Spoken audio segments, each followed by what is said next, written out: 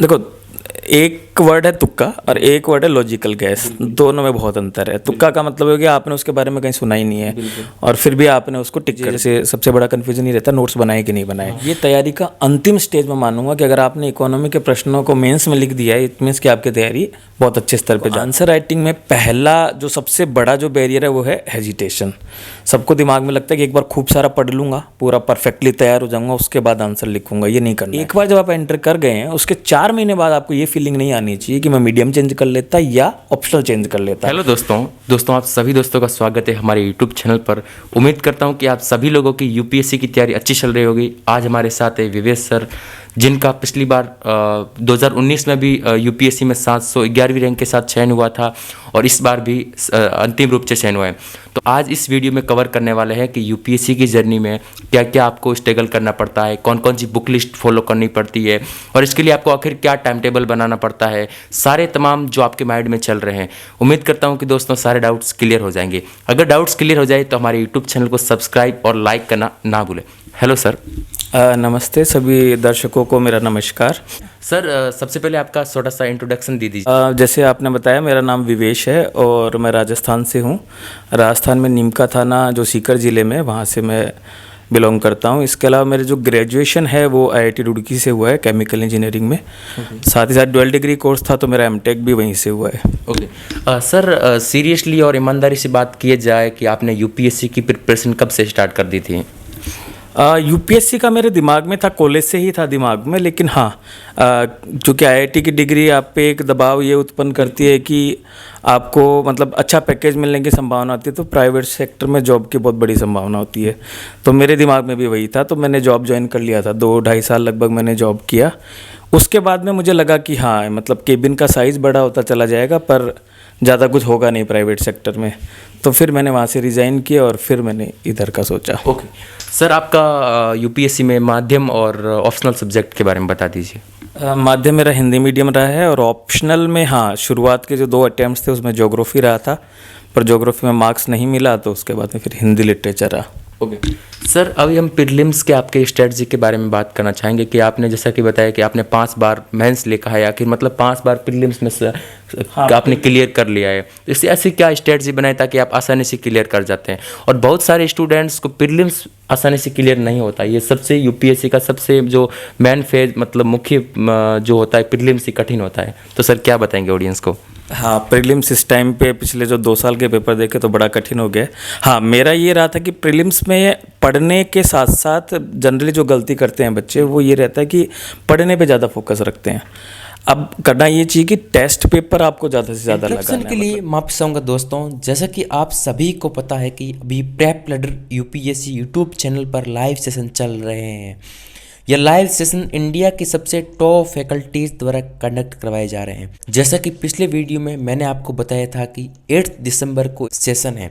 अगर इस सेशन को आप अच्छे से ज्वाइन करते हैं तो इसी से रिलेटेड मैं आपको एक सरप्राइज क्वेश्चन दूंगा। दोस्तों, सरप्राइज क्वेश्चन आपको कमेंट बॉक्स में मिल जाएगा, साथ ही साथ आपको कम्युनिटी पोस्ट में भी मिल जाएगा। वहाँ जाकर जल्दी से जल्दी कमेंट बॉक्स में इसका आंसर दें। सबसे पहले आंसर देने वाले को 9 मंथ का सब्सक्रिप्शन दिया जाएगा। इसके अलावा जिन स्टूडेंट्स को इसका आंसर नहीं आ रहा है तो घबराए नहीं।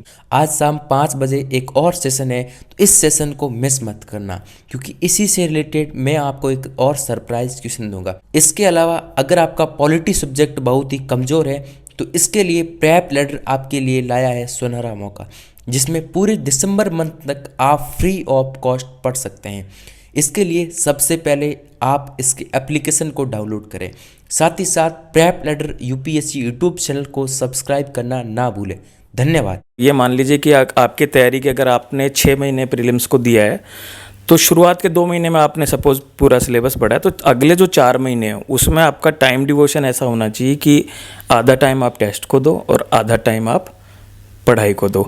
मतलब अगर आप 4 घंटे दिन में 6 घंटे पढ़ रहे हैं तो आप कम से कम एक पेपर लगाएं जो 2 घंटे में आपका खत्म होगा और कम से कम 1.5 से 2 घंटे में आपका उसका एनालिसिस होगा। केवल लगाना इंपॉर्टेंट नहीं है।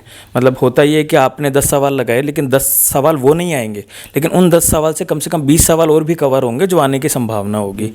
तीसरी चीज़ ये है कि जैसे ऑप्शनल एलिमिनेशन है या फिर वो जो टेक्निक्स है, कोई भी सवाल आपको नहीं आएगा आप चाहे पहली रैंक के बच्चे को भी पूछिए या लास्ट रैंक के बच्चे को भी पूछिए या जो नहीं हुआ है उसको भी पूछिए, तो होगा ये कि 100 में से 30 सवाल ही होंगे जो आपको आते होंगे ढंग से। बाकी सवालों में आपको ऑप्शन एलिमिनेशन या फिर थोड़ा रिस्क उठा के करना पड़ेगा। तो वो यही है, आप टेस्ट सीरीज से प्रैक्टिस कर सकते हो। तो टेस्ट सीरीज को बहुत ज़्यादा वेटेज देना है जो नहीं करते हैं। देखो, एक वर्ड है तुक्का और एक वर्ड है लॉजिकल गैस, दोनों में बहुत अंतर है। तुक्का का मतलब है कि आपने उसके बारे में कहीं सुना ही नहीं है और फिर भी आपने उसको टिक कर दिया है, तो वो नहीं करना है। लॉजिकल गैस का मतलब है कि वो टर्म आपने कहीं सुनी थी, हो सकता है वो सेंटेंस सुना सुना सा लग रहा है, आप श्योर नहीं हो, 50-50 है कि सही भी हो सकता है गलत भी हो सकता है। वहाँ पे आप रिस्क ले सकते हो। रिस्क वही होगा जैसे मैंने आपको कहा कि 30 सवाल आपके सही हैं कि जो आपको पता है श्योर सही है, उसके बाद बच्चे लगभग जो सेलेक्ट होते हैं वो लगभग 80 सवाल के करीब करके आते हैं। तो 50 सवाल ऐसे होंगे जिनमें रिस्क लिया जाएगा। रिस्क का भी लेवल अलग अलग होगा कि कुछ सवाल ऐसे होंगे जिसमें थोड़ा सा ही कन्फ्यूजन है आपको, और कुछ सवाल ऐसे होंगे जिनकी संख्या मैं अनुमानित मानता हूँ कि 25 सवाल के करीब होते हैं, जो 50-50 की स्थिति में होते हो। 2 ऑप्शन आप एलिमिनेट कर देते हो, 2 में से एक लगता है या तो ये सही होगा या ये सही होगा। तो ऐसे सवालों में आप रिस्क ले सकते हो और लेना भी चाहिए, नहीं बहुत ज़रूरी है, क्योंकि 80 सवाल आपको करना है तब भी आपका सिलेक्शन होगा। क्योंकि ऐसा पेपर अब नहीं आ रहा है कि आपने 70 सवाल किए और 65 सही हो गए, ये नहीं होने वाला है। तो 80 क्वेश्चन आप करोगे तभी होगा। तो उसके लिए आपको लॉजिकल गैस करना पड़ेगा, जिसकी प्रैक्टिस आप टेस्ट में करनी है। सर, प्रीलिम्स के लिए बुक लिस्ट कौन कौन सी आपने फॉलो की थी, तो एक बार बता दीजिए।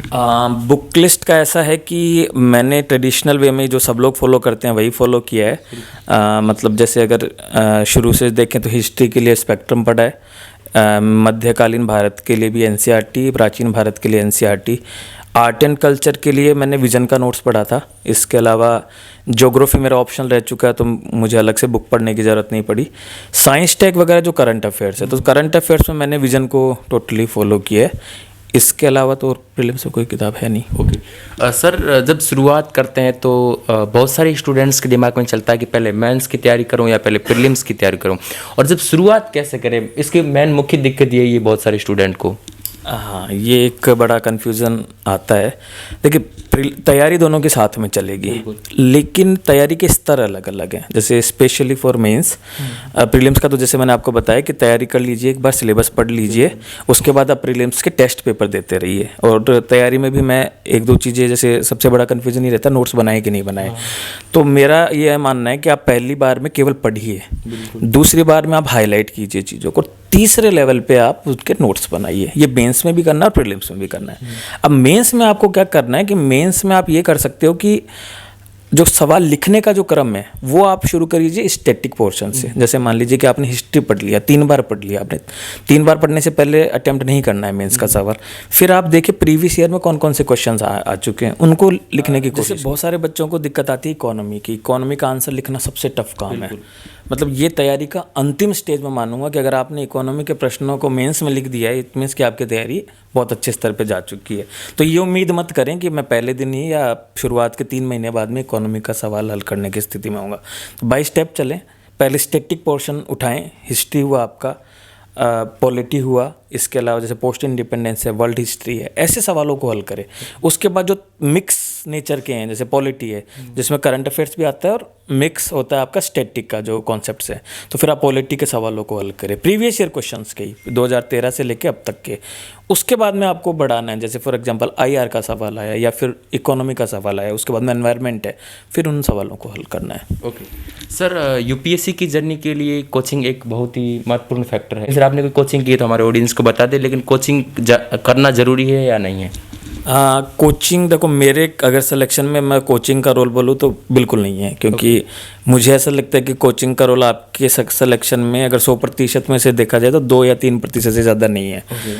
लेकिन हाँ, जिन बच्चों के पास टाइम नहीं है, जिनको बिल्कुल भी तैयारी का स्तर 0 है, उनको कोचिंग हेल्प करेगा। बस एक चीज़ का आपको ध्यान रखना है कि आपको कोचिंग पर डिपेंडेंट नहीं होना है। कोचिंग केवल गाइडर के रूप में रहेगा, कोचिंग आपका सिलेक्शन नहीं करवाने वाला। ये दिमाग में जिस दिन डाल लिया कि कोचिंग केवल मेरे को ये बताएगा कि ये पढ़ना है, यहाँ से पढ़ना है, इससे ज़्यादा उम्मीद मत करें। उसके बाद में आप खुद का बनाओ, खुद के पैरामीटर सेट करो, स्पेशली जो लोग सेलेक्ट हो गए हैं उनका गाइडेंस ज़रूर लो, क्योंकि डायनेमिक एग्ज़ाम है, हर साल एग्ज़ाम बदल रहा है, क्या नेचर है एग्ज़ाम का नहीं पता चल रहा है, कोचिंग उसको बीट नहीं कर पा रहा है, वही बीट कर रहा है जो सेलेक्ट हो रहा है। उनसे आप गाइडेंस लीजिए कि मुझे क्या करना चाहिए, आंसर कैसे लिखना है, एग्ज़ाम की डिमांड क्या है, तो फिर आपकी तैयारी सही स्तर पर है। ओके सर, जैसा कि इस बार 10 अक्टूबर को प्रीलिम्स हुआ और आपने प्रीलिम्स दिया, आखिर प्रीलिम्स आपका क्लियर भी हो गया है।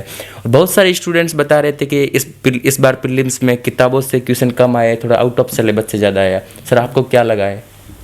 नहीं, ये तो होने वाला ही, हर बार होगा, और ये आने वाले टाइम में जब एग्ज़ाम का टफनेस लेवल बढ़ता जा रहा है तब और होने वाला है, क्योंकि उसके पास भी लिमिटेशन है, यूपीएससी के पास भी सवाल पूछेंगे कहाँ से, तो डायनेमिक तो होता जाएगा एग्जाम। वही मैं कह रहा हूँ कि आप पहले ये होता था कि जो पढ़ा है वो सवाल पूछ रहा है, अब सवाल आ रहा है उसमें से एक चीज़ पता है, 3 चीज़ें नहीं पता है, तो ये आपका एक तो प्रीलिम्स के लिए जो स्टडी का जो दायरा है वो आपको थोड़ा बढ़ाना पड़ेगा। केवल जो कोचिंग का मटेरियल है या केवल बुक्स हैं वहाँ तक नहीं रह पाएगा। जैसे पॉलिटी के अगर सवाल देखें तो पहले लक्ष्मीकांत से सवाल आ जाते थे, अभी सुप्रीम कोर्ट के जजमेंट से उठा के सवाल पूछ रहा है, तो थोड़ा सा पढ़ने का दायरा बढ़ाना पड़ेगा पहली चीज़, और दूसरी चीज़ टेस्ट प्रैक्टिस को और बढ़ाना पड़ेगा ताकि सेम सवाल नहीं आए लेकिन आगे पीछे का सवाल आ जाए तो मैनेज हो जाए। और तीसरा वही जो अपने स्किल्स जो हैं लॉजिकल गैस की हैं, ऑप्शनल एलिमिनेशन की, वो आपको बढ़ानी पड़ेगी। ओके सर, बहुत सारे टॉपर्स कहते हैं कि इस प्रिपरेशन में कम से कम 14 से 15 घंटा अपने को देने पड़ते हैं, कि सर आपने ऐसे इतने घंटे पढ़ाई की है कभी, या फिर कितने घंटे ज़रूरी है इसमें? देखो, इसकी तैयारी को घंटों में नहीं आंका जा सकता, पहली चीज़। दूसरा, हाँ, 1 साल का तैयारी आपको पूरा, मतलब ये कह दीजिए कि सब कुछ छोड़ छाड़ के आपको लगना पड़ेगा 1 साल तो, क्योंकि सिलेबस इतना ज़्यादा है, क्योंकि एग्ज़ाम की डिमांड है, वो उससे डिसाइड नहीं होगा सिलेक्शन। लेकिन हाँ, मतलब जैसे जैसे एग्जाम आता है, जैसे प्रीलिम्स का टाइम आएगा तो पिछला जो 1 महीना होगा प्रीलिम्स से पहले ऑटोमेटिकली आपका सिटिंग बढ़ जाएगा। अगर आपको पता है कि मुझे कहाँ तक जाना है, मुझे क्या चाहिए सिलेक्शन के लिए, तो वो स्टडी आवर्स अपने आप बढ़ जाएगा। स्टडी को मतलब क्वांटिफाई नहीं कर सकते, क्वालिटेटिव टर्म्स में आप कह सकते हैं कि हाँ, जैसे आंसर राइटिंग प्रैक्टिस है, टेस्ट पेपर जो आपने लगाए, तो वो उतना टाइम डिमांड करता है। 13-14 आवर्स का तो नहीं बोलूँगा मैं, लेकिन हाँ 7 घंटे 6-7 घंटे आपको चाहिए इतना टाइम तो। ओके सर, जैसा कि आपने 5 बार मेंस लगाए, तो आपको पता है कि कौन कौन सी गलतियाँ इस प्रिपरेशन में नहीं करनी चाहिए, और बहुत सारे स्टूडेंट्स जो गलतियाँ करें जिसकी वजह से उनका प्रीलिम्स नहीं हो रहा है, मेंस नहीं निकल पा रहा है, आखिर क्या गलतियाँ है वो? देखो, मैं अपनी बात करूँ तो मेरी 2 गलतियाँ थी। पहली गलती थी कि मैंने ऑप्शनल सही तरीके से चूज़ नहीं किया, जो 90% बच्चे करते हैं। एक तो ऑप्शनल चूज़ करने में दूसरों की राय लेना सबसे बड़ी गलती है ना। दूसरा, कोचिंग की राय लेना उससे बड़ी गलती है। ऑप्शनल चूज़ करो अपने तरीके से, भेड़ चाल में मत चलो। जैसे मैंने भी भेड़ चाल में चल के ज्योग्राफी ले लिया कि साइंस बैकग्राउंड है, साइंस वाला बच्चा ज्योग्राफी में अच्छा कर लेगा तो ज्योग्राफी ले लेते हैं। लेकिन बाद में समझ में आया कि आप अपनी स्ट्रेंथ्स को पहचानो। तो उसके बाद जैसे मैंने हिंदी लिटरेचर चूज़ किया तो उसका बेनिफिट आप देखिए कि पिछले साल मेरे ऑल इंडिया हाईएस्ट मार्क्स थे और इस बार 2nd हाईएस्ट मार्क्स है, तो ये डिफरेंस है। और जहाँ पे मुझे ज्योग्राफी में 110 नंबर मिला था, तो ये बहुत बड़ा कॉन्ट्रास्ट है। तो एक तो ज्योग्राफी मतलब ऑप्शनल चूज़ करने में गलती नहीं करनी है। दूसरी गलती आपको नहीं करनी है वो है प्रेजेंटेशन को लेके। आंसर राइटिंग ऐसे करनी है कि जो एग्जामिनर है उसको समझ में आए। समझ में आने का मतलब ये है कि आपने अगर पैराग्राफ में लिख दिया, बुलेट्स में लिख दिया, लेकिन अंडरलाइन नहीं किया है या डायग्राम्स नहीं बनाया, फ्लो चार्ट नहीं बनाया है, तो वो प्रेजेंटेबल नहीं है आपका। तो उसके पास इतना समय नहीं है कि आपके पूरे आंसर को पढ़ेगा, ये दिमाग में डालना पड़ेगा। तो आपको प्रेजेंटेशन पे बहुत काम करना है। जैसे जिस साल मैं सेलेक्ट हुआ था और जिन सालों में नहीं सेलेक्ट हुआ था, उसमें केवल एक चीज़ का डिफरेंस था, वो था प्रेजेंटेशन। उस साल मैंने पढ़ाई नहीं की, केवल और केवल प्रेजेंटेशन पर ध्यान दिया। प्रेजेंटेशन सुधारो, कॉपी को अट्रैक्टिव बनाओ। एक चीज़ दिमाग में डाल लो, सब लोगों के नंबर लगभग बराबर आते हैं, लड़ाई है केवल आधे या 1 नंबर की एक सवाल में, और वो प्रेजेंटेशन से आप चेंज कर सकते हो। और आधा 1 नंबर पूरे सब्जेक्ट में 20 नंबर का फ़र्क डालता है, और वो पूरा अगर देखें तो 150 नंबर का फ़र्क सारे सब्जेक्ट्स में मिला के लगभग आएगा। उतना ही चाहिए आपको सिलेक्शन के लिए। Okay sir, answer writing improve कैसे करें? देखो, आंसर राइटिंग में पहला जो सबसे बड़ा जो बैरियर है वो है हेजिटेशन। सबको दिमाग में लगता है कि एक बार खूब सारा पढ़ लूँगा, पूरा परफेक्टली तैयार हो जाऊँगा, उसके बाद आंसर लिखूँगा। ये नहीं करना है। गंदा लिखो, बिल्कुल ख़राब लिखो, कैसा भी लिखो, नहीं आता तो भी लिखो। शुरुआत की ये हेजिटेशन पहले तोड़ो अपनी, उसके बाद अपने आंसर को लिखो। एक तरीका तो है कि टेस्ट सीरीज आप ज्वाइन करो, टेस्ट वाला बताएगा आपको क्या करना है। दूसरा तरीका ये है कि फ्रेंड से चेक करवाओ। तीसरा तरीका सेल्फ मतलब एनालिसिस। उसमें आप ये कर सकते हो कि अपना आंसर लिखा, 7 दिन बाद उसी आंसर को देखो, आपको लगेगा कि हाँ, इस आंसर में ये चेंज कर सकता था।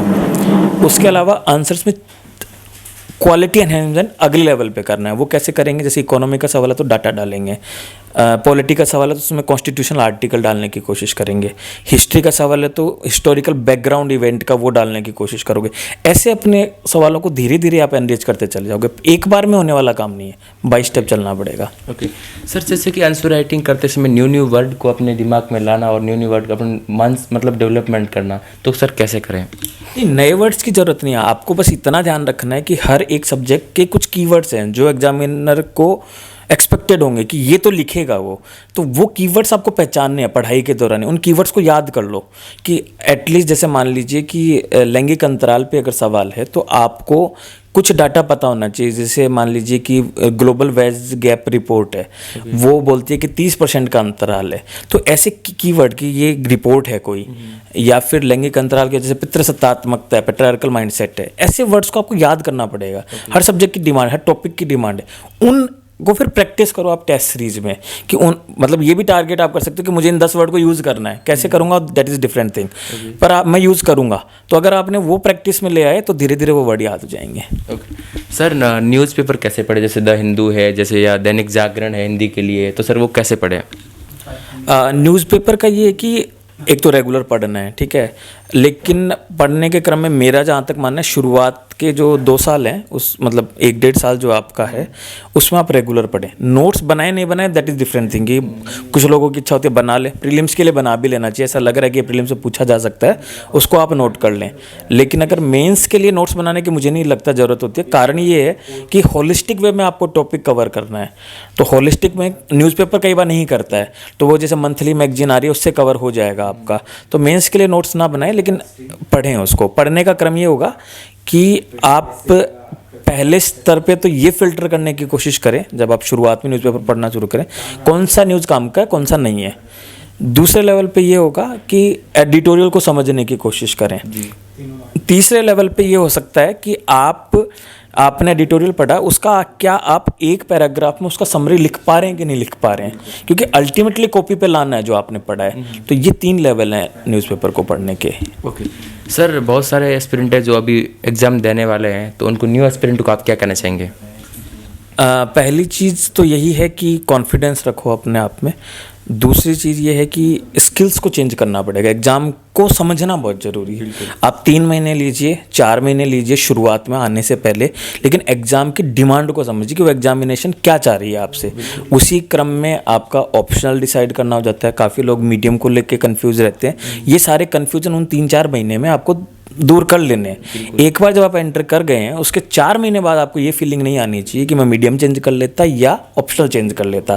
तो पहला तो यही है कि क्लियर होना चाहिए माइंड कि 3 या 2 जितना टाइम लेना लीजिए, लेकिन जो डिसाइड कर लिया अब आपको उस पे स्टिक रहना है। जैसे फॉर एग्जाम्पल मेरी केस की बात करूँ तो मैंने हिंदी मीडियम ले लिया, जबकि मेरे को इंग्लिश मीडियम ले लेना चाहिए था, और ले सकता था मैं, क्योंकि मैं IIT से पास आउट हूँ, पर मैंने ले लिया तो ले लिया। उसके बाद में मैं किंतु परंतु नहीं है कि मैं ले लेता टाइप का फीलिंग नहीं आना है। इसी में करना है जो करना है। तो उसमें फिर आप ये देखिए कि क्या करना है। जैसे फॉर एग्जांपल मैंने आपको बताया कि मैंने अपनी कमी पहचाना कि प्रेजेंटेशन पे काम करना, तो वो काम कीजिए। उसमें कोई आके नहीं बताएगा, कोई कोचिंग वाला नहीं बताएगा, कोई साथी नहीं बताने वाला है। खुद की जो कमियां है ना वो खुद ही पहचान सकते हो। बस ये है, उसको कैलिब्रेट करो। कैलिब्रेट करने के लिए सबसे बढ़िया गाइडेंस तो ये है, जो लोग मेंस दिए हैं या सेलेक्ट हुए हैं उनसे बात करो, कॉपियाँ चेक करवाओ उनसे कि क्या मैं सही दिशा में हूँ। अगर ये काम कर रहे हो तो ये मान लीजिए कि जो टाइम मुझे लगा उसका आपको आधा टाइम भी नहीं लगेगा। बिल्कुल। Thank you.